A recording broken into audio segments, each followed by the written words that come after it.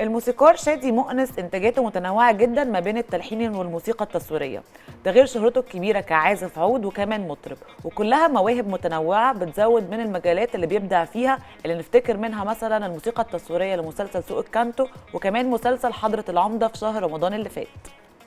شادي مؤنس بيحب الشعر ومرتبط بالقصائد الفصحى، وبيلحن وبيغني عدد كبير منها، والسر ورا ده هنعرفه منه في لقائنا معاه، وكمان هنتعرف على مشاريعه الجايه مع النجوم، ومين المطرب اللي بيعتبره الاب الروحي ليه وبيعرض عليه شغله في الاول.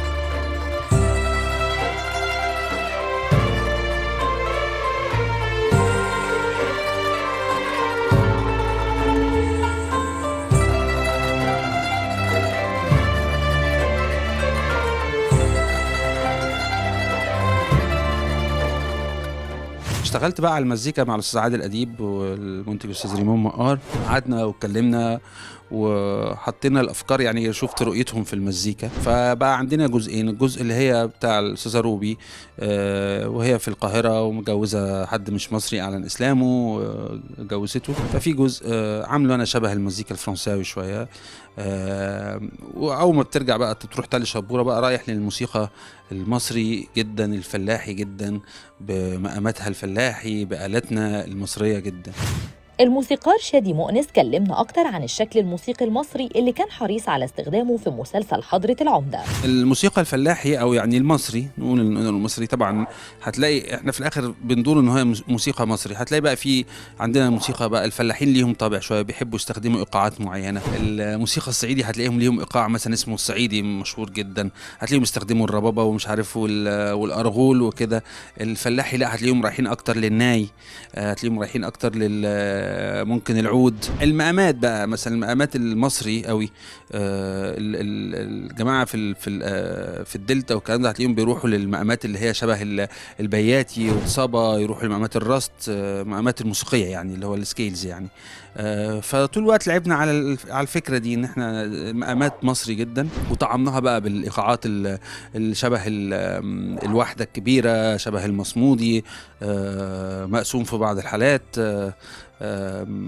حسب يعني المشاهد، حسب الدراما عايزه ايه يعني.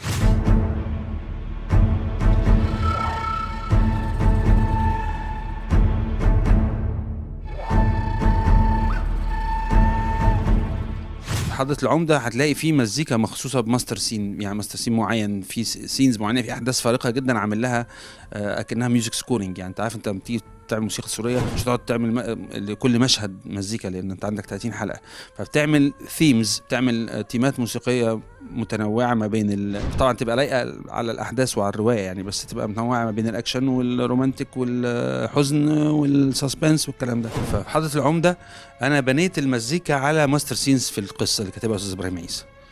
بنيت المزيكا على الماستر سينز دي، ومن هنا خدت التيمات اللي جوه، ومن هنا خدت كمان التتر. يعني مشيت بالعكس، عكس ما كنت عامل في الكانتو عملت التتر الاول وابتديت اطلع التيمات من التتر. في حضرة العمدة لا، انا عملت التيمات الاول، او عملت السيمز الرئيسيه، وابتديت عملت التتر من تتر النهايه، يعني من الموسيقى التصويريه.